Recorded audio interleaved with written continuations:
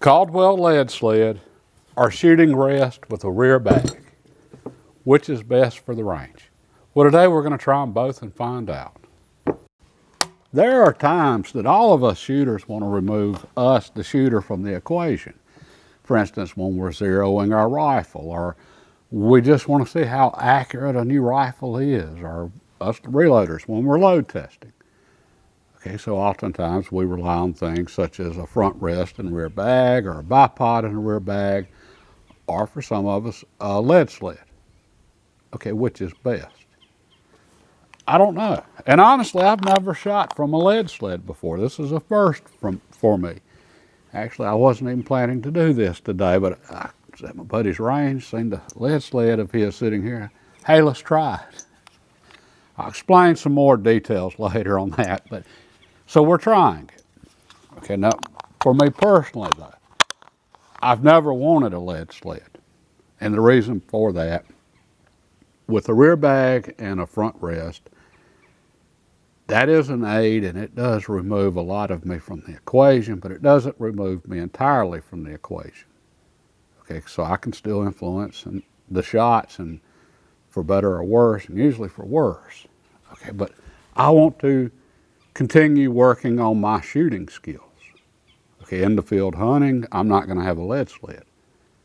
Okay, and I'm a firm believer that with some rifles, having a lead sled and then zeroing your rifle on this, then shooting free-handed or off a rest with us holding the rifle, I think it could change our point of impact. Okay. There's a lot going on here with this lead sled stopping the recoil of the rifle, or at least greatly inhibiting it. It's also putting a lot of stress on the recoil lug, which I don't think hurts the rifle. Again, I just think it can change point of impact. But I don't know. So what we're going to do, ultimately it's about accuracy. All right, am I going to shoot more accurate groups with this lead sled or with my old rest and rear bag I normally use? We're going to fire some groups real quick and we're going to find out.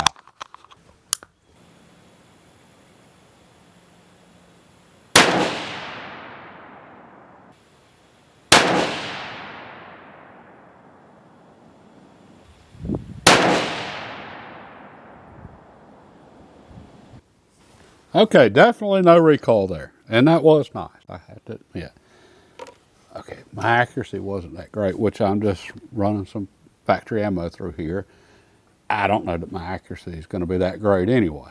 I just hadn't shot these cartridges enough to really know how they shoot out of this rifle. Okay, but that's where we're at. Looked to be about a 1-inch group. All right, now let me try my standard rest and rear bag.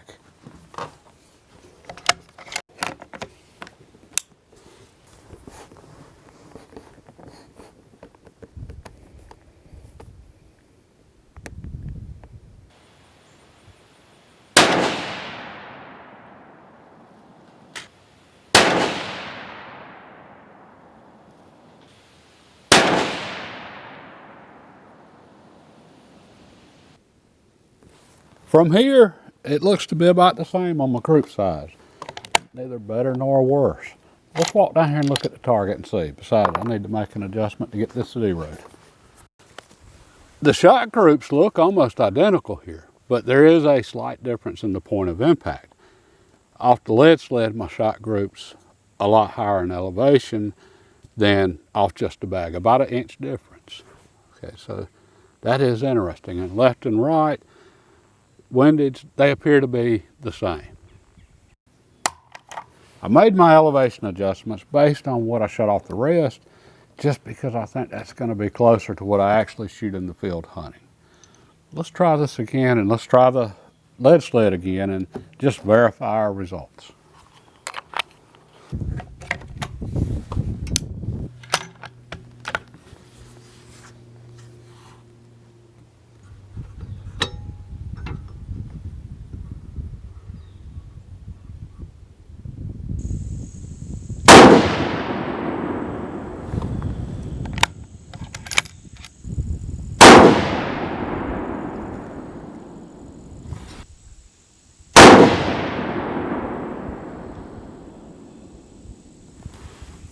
possibly some wind affecting that last shot.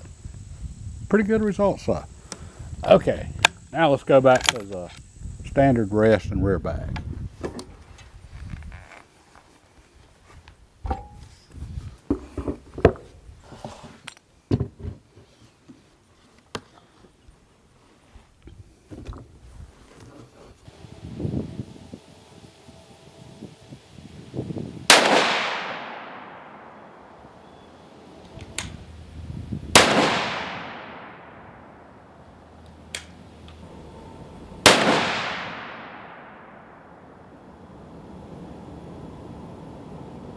Again, very similar results.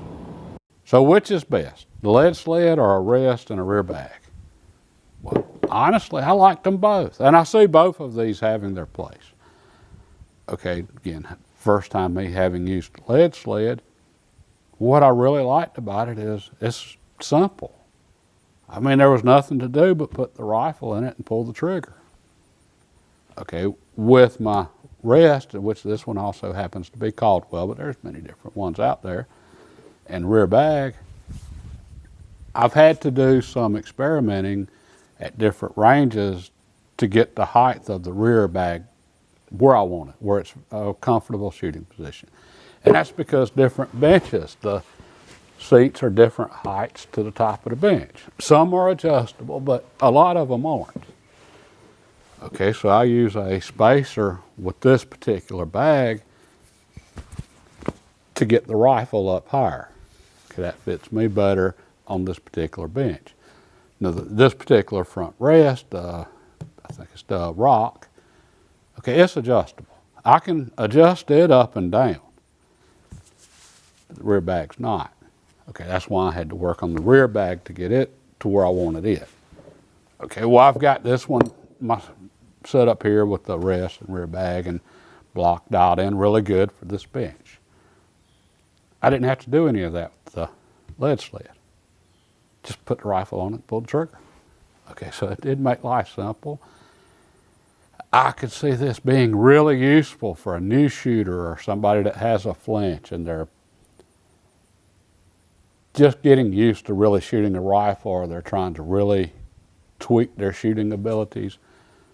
This will allow them to get used to the noise without having to feel the recoil. Okay, and I think a lot of people, most people, it's just the anticipation of the shot going off that causes pulling the trigger, jerking, poor shooting habits. Okay, well, after they shoot enough rounds off this lead sled, well, they learn there's nothing to anticipate but just a big boom.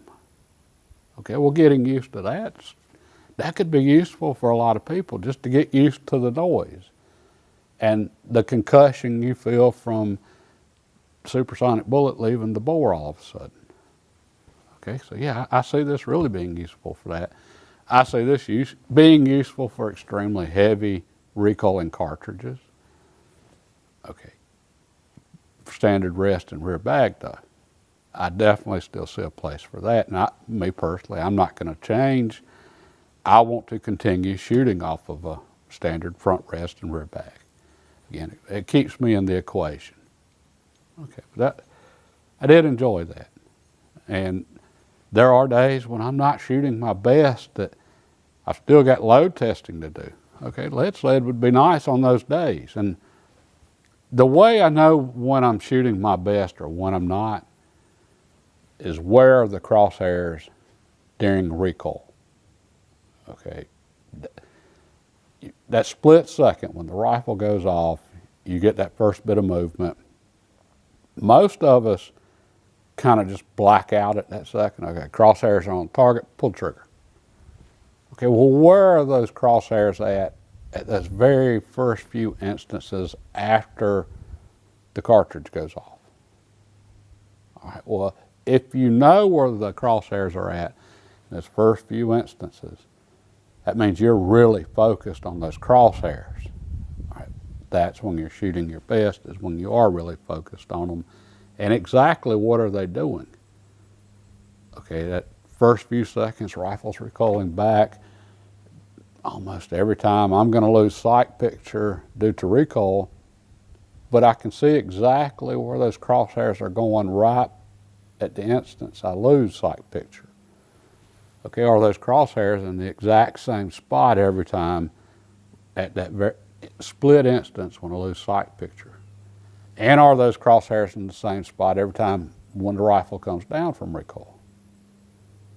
Okay, there's some days mentally I'm just not dialed in, I'm not there, and I don't know. But on the days that I'm shooting well, I do know. Okay, well today I was shooting well, I could tell with every shot. I mean, just everything was really smooth off this setup. Okay, and even with my shot results, that's just that rifle and that ammo. I know it can shoot a lot better than that. I know that wasn't me, even minus shooting off the lead sled here and just with the front rest. Okay, and that's useful information, and that's really what so many of us are after when we're at the range and shooting for accuracy or zeroing our rifles, is the variation we see us, or is it the rifle and the cartridge? Okay, well, those of you that aren't sure or are confident in your shooting abilities, the lead sled can give you that confidence to know, okay, that was the rifle and the cartridge, not me. Now, as to why we ended up doing this little experiment today. Well, first of all, like I said, the lead sled was here, so I was like, hey, why not? Let's try it. Opportunity was there. All right, but that's not why I came out here today. I came out here to do the new barrel break-in on the Ruger No. 1 and 303 British. And I remembered absolutely everything, including my cleaning rod. I remembered everything except for my bag of cleaning supplies. Hey, it's been a busy morning. I had a lot going on. As a matter of fact, I'm about to have to leave right now. Yeah, I gotta go meet the building inspector over at the new house. He's got to inspect the footers for the addition doing theirs. Busy day. I'm just thankful we got to get out here for a little while and enjoy some of this, because it's an absolute gorgeous early fall day. And now we've got an excuse to get back out here and do that break-in. Okay, I'm out of here. I enjoyed this personally. I hope y'all did too. God bless and have a great day.